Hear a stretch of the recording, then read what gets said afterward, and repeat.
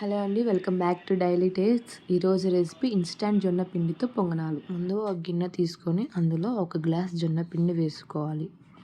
సగం గ్లాస్ సూజీ రవ్వ వేసుకోవాలి. సగం గ్లాస్ పుల్లటి పెరుగు వేసుకోవాలి. అందులో సన్నగా తరిగి పెట్టుకున్న ఉల్లిపాయలు, సన్నగా తరిగి పెట్టుకున్న పచ్చిమిర్చి, కరివేపాకు, తురిమి పెట్టుకున్న క్యారెట్ వేసుకొని బాగా కలుపుకోవాలి. కొద్దిగా నీళ్లు పోసుకుంటూ పిండిని తడుపుకోవాలి. మరీ లూజుగా కాకుండా మరీ గట్టిగా కాకుండా మీడియం కన్సిస్టెన్సీలో తడుపుకోవాలి. ఇప్పుడు మూత పెట్టేసుకొని పిండిని 15 నిమిషాల పాటు నాననివ్వాలి.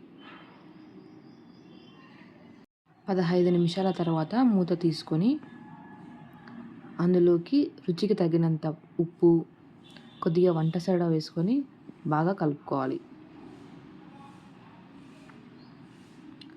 ఇప్పుడు స్టవ్ ఆన్ చేసుకొని పొంగనాల పెనం పెట్టుకొని అందులోకి ఆయిల్ వేసుకోవాలి. ఆయిల్ బాగా హీట్ అయ్యాక అందులోకి పొంగనాల పిండిని వేసుకోవాలి.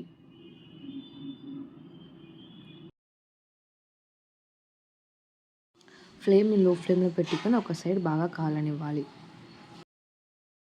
ఒక సైడ్ కాలిన తర్వాత మరో సైడ్ తిప్పుకొని బాగా కాలనివ్వాలి.